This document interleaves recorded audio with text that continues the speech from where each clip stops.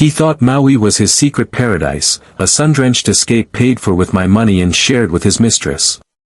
He probably pictured me back home, clueless and heartbroken. He thought he'd planned the perfect 5-star fantasy, woven from a whole lot of lies. But as he stood at that ridiculously expensive resort, he had no idea that a special delivery was already on its way, sent by the woman he had so completely underestimated. He didn't know that I had tracked every charge, traced every step, and turned my grief into a weapon. I wasn't just there to ruin his vacation. I was there to bring his entire world crashing down.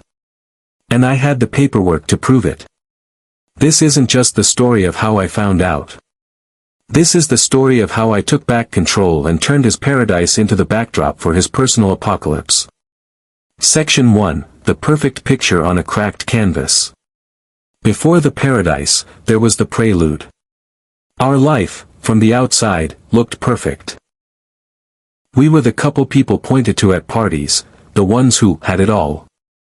My name's Amelia, and for 15 years, my husband, Mark, was the other half of that perfect picture. We built an empire from scratch. Or, to be honest, I built an empire, and he was the handsome, charming face of the operation.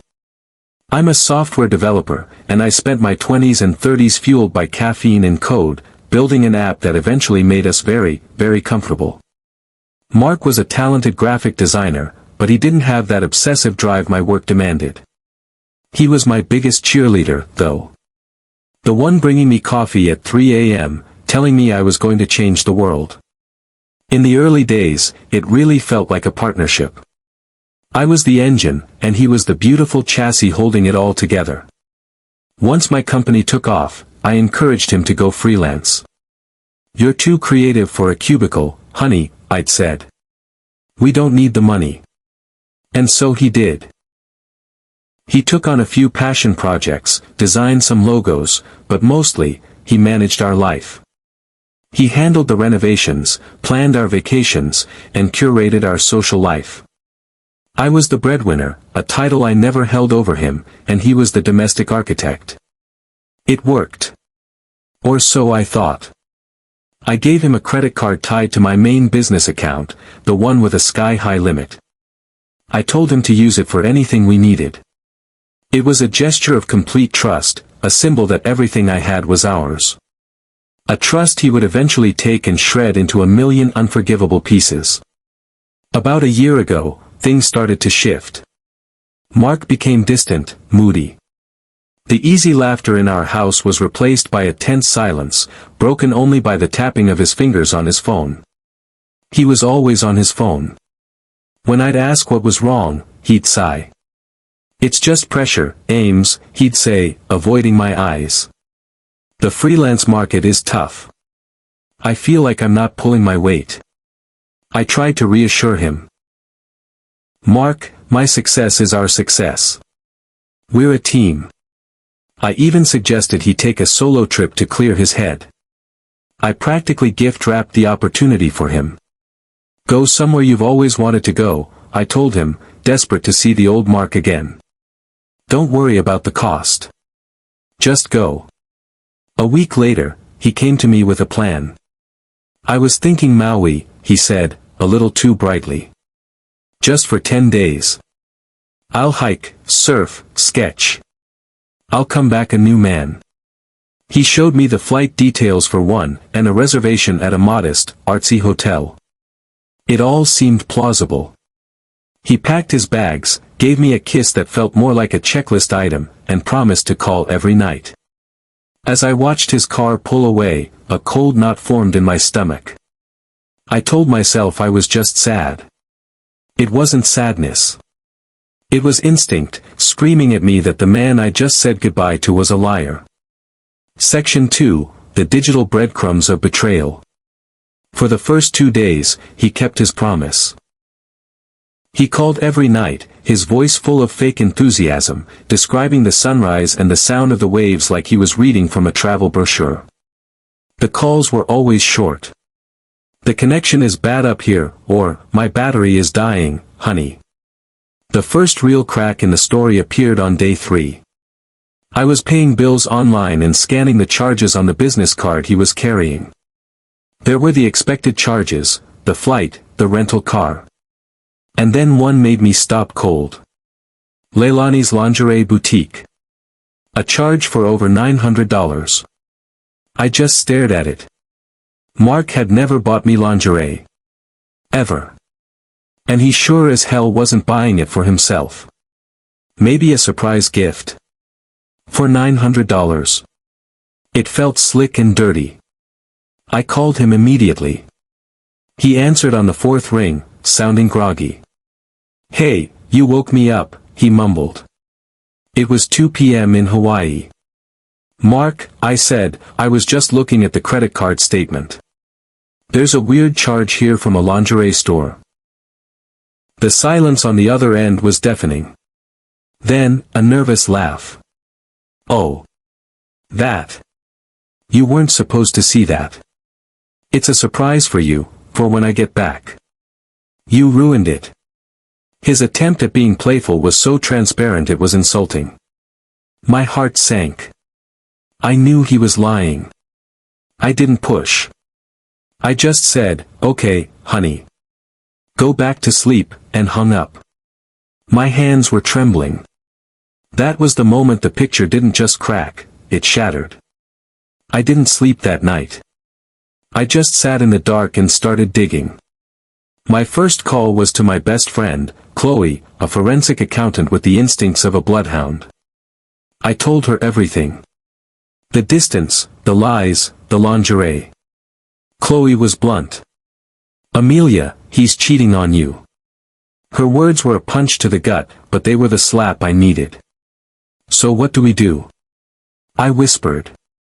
"We get proof," she said, her voice turning sharp. "Undeniable, ironclad, burn his life to the ground proof. You still have Find My Phone on his devices, right?" I did. I logged in, my heart pounding. A small blue dot appeared on the map of Maui. I zoomed in. And that's when the lies completely fell apart. The dot wasn't at the modest hotel he'd shown me. It was pulsing steadily from the most opulent, obscenely expensive resort on the island, the Grand Wailea. An hour later, I got the final confirmation. An email from the credit card company, an alert for a recent transaction. The charge was for a couple's Lomi Lomi massage at the resort spa. For 2 people. He wasn't there recharging. He was there on a romantic getaway with another woman, all on my dime. The betrayal was so profound it felt like it hollowed me out, leaving nothing but rage. He wasn't just cheating. He was robbing me, using the fruits of my labor to fund his sordid little affair. The grief hit me like a tidal wave. But right behind it, something else rose up, a cold, calm, and utterly ruthless resolve. The next 72 hours were a blur of calculated fury. The tears stopped, replaced by a clarity so intense it felt like a superpower. Chloe came over with 2 laptops and a bottle of tequila. We didn't drink. We worked. "First things first," she said. Who is she? Finding her was disturbingly easy. In his arrogance, Mark had gotten sloppy. Chloe went straight to Instagram, searching the resort's location tag and hashtags. We scrolled through hundreds of photos. And then, we found it. A woman with long blonde hair, clinking a champagne glass with a man whose face was out of frame. But I recognized the watch on his wrist. A vintage Omega I'd bought him for our 10th anniversary. The caption, "Paradise with my man. He spoils me so much." Her username was Amber_flows. Her profile was public. Of course it was. It was a shrine to a life she couldn't afford. And there, scattered among the photos, was Mark. A picture from 3 months ago at a winery he'd claimed was a client visit. Another from 6 months ago at a gallery opening. It was a parallel life, a secret history written in hashtags. He had been lying for at least a year. Amber. A yoga instructor, barely 25, with an appetite for my money. Seeing her smug smile, flaunting the life I had paid for, solidified everything. This wasn't just about ending a marriage. This was about justice. The next morning, I walked into the law offices of Chen and Albright. Ms. Albright was known as a divorce shark. She was a petite woman in a power suit who listened to my story without blinking. She examined the spreadsheet Chloe and I had prepared, a meticulous list of every suspicious charge and trip, cross-referenced with Amber's social media. When I finished, she leaned back.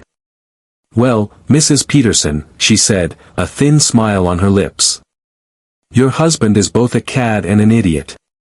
This is good for us." She laid out the legal reality with chilling precision. This wasn't just infidelity, it was a gross misuse of marital assets. Our home state's laws on financial dissipation were clear. I had a strong case to be reimbursed for the money he'd funneled into his affair. Ms. Albright noted that while a judge's final decision can vary, we had more than enough ammunition to leave him with little more than his debts. "We will file for divorce here, in our jurisdiction," she stated. "We will freeze his access to all accounts immediately. We will subpoena his records, which I suspect will show he's earned next to nothing. The court will not look kindly on him living a champagne lifestyle on your labor." That's when the idea hit me. An idea born of pure anger. "I don't want to just file," I said. "I want to serve him the papers. In Maui." Ms. Albright raised an eyebrow. "That's unorthodox." "I'll hire a process server," I clarified. "But I want to be there. I want to see his face. He built this fantasy on my money in his secret spot. I want to be the one to burn it to the ground." For the first time, Ms. Albright broke into a genuine, predatory smile. "Mrs. Peterson," she said, leaning forward. "I think we're going to get along splendidly. Let's get those papers drafted." The plan came together fast. Ms. Albright's office drafted the divorce petition. I booked a first-class ticket to Maui and found a local process server online, a burly former Marine named Ken. He listened to the story and just said, "Ma'am, it would be my honor." As I held the crisp envelope with the divorce papers, the heartbreak was still there, a dull ache. But it was being crowded out by a surge of empowerment. He thought I was the victim. He had no idea I was about to become the author of his downfall. Section 4, The Paradise Papers. Landing in Maui felt surreal. The air was sweet with plumeria and salt. Under any other circumstances, this would be paradise. Today, it was a battlefield. I met Ken at a coffee shop. He held the envelope like it was a sacred text. "So, what's the plan, ma'am?" he asked. "Simple," I said, pulling up the resort's website. According to her Instagram, she likes the adults-only infinity pool in the afternoon. He'll be with her. They'll be completely off guard. That's when you approach. "And you?" "I'll be right there," I said. "I need to see it." We drove to the resort. Walking through the manicured grounds felt like walking through the scene of a crime, the life Mark had stolen from me. My heart was hammering. And then I saw them. Lounging by the infinity pool, overlooking the ocean. Amber, in a tiny pink bikini, was rubbing sunscreen on Mark's shoulders. He leaned back with a smug, satisfied smile, a tropical drink in his hand. The sight of them, so comfortable in their deceit, extinguished any last flicker of doubt. I stepped out from behind a cabana and walked slowly, my heels clicking on the stone patio. I walked right up to their loungers. It took Mark a second to notice me. His eyes swept past me, then snapped back. The color drained from his face. His jaw went slack. "Amelia," he stammered. What are you doing here?"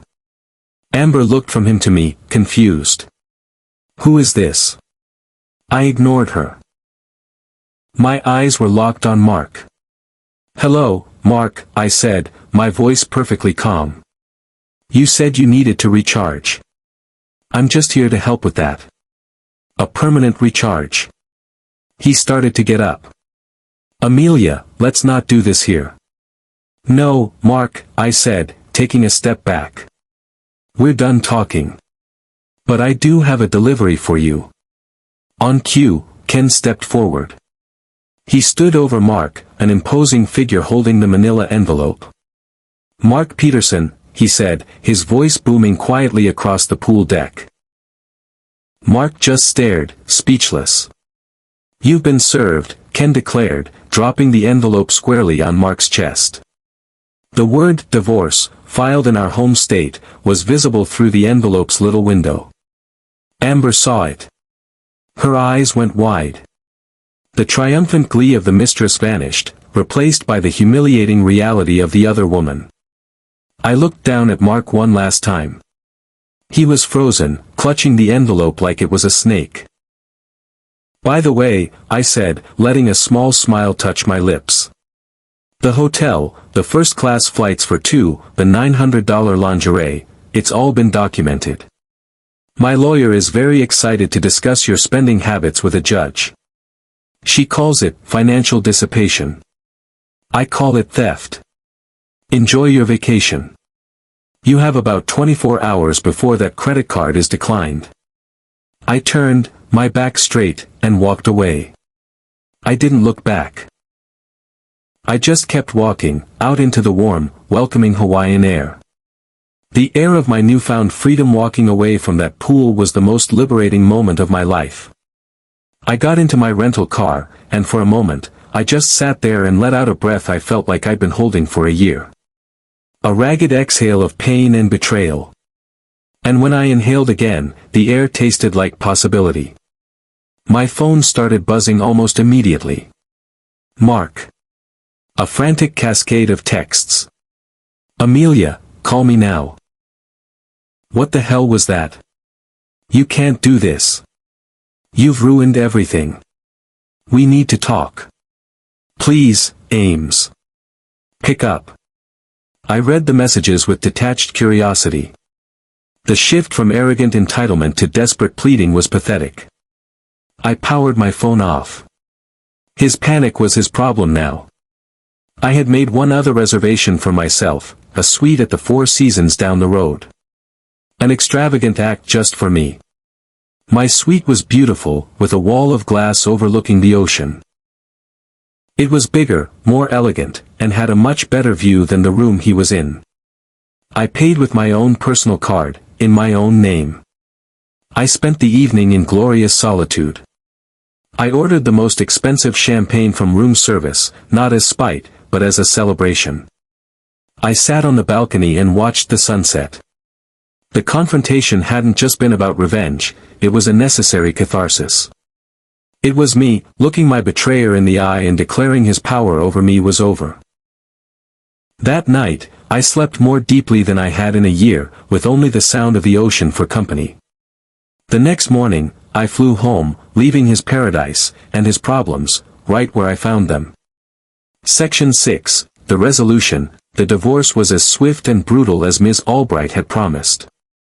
Mark tried to fight it, but he had no defense against the mountain of evidence. The court ordered the sale of our house, with the majority of the proceeds going to me to settle the financial judgment against him for wasting our shared assets. His downfall was spectacular. Without my income, his freelance career collapsed. Word got out, and he became a social pariah. Last I heard, he was renting a small apartment, drowning in legal debt. And Amber? She disappeared the second the money did. Her Instagram went private. He had traded 15 years of marriage for a transaction, and was left with nothing when the bill came due. As for me, my life began again. I eventually sold my company. I bought a new house on the coast, one with no memories of him. I started traveling, not to escape, but to explore. I reconnected with friends, I took up painting, and I learned to enjoy the peace of my own company. I realized the empire I built wasn't just a company, it was my own strength and resilience. He hadn't been holding it all together, he'd been weighing me down. Sometimes, I think about that day in Maui. I don't feel anger anymore, or even the satisfaction of revenge. I just feel a quiet sense of pride. I faced the greatest betrayal of my life not as a victim, but as a warrior. I took my pain and forged it into a plan. He thought he was taking a trip to paradise, but the only thing he found there was the end of his world. And the beginning of mine. CTA and conclusion. Betrayal can feel like the end of the story. But sometimes, it's the plot twist you need to start a new, better one. It's a reminder that your worth isn't defined by someone else's loyalty, but by your own resilience. He thought my greatest weakness was my trust, but my greatest strength was that I finally learned to trust myself. If you've ever had to find the strength to rebuild, share your story in the comments. Your journey could be the one someone else needs to read today. You are stronger than you think.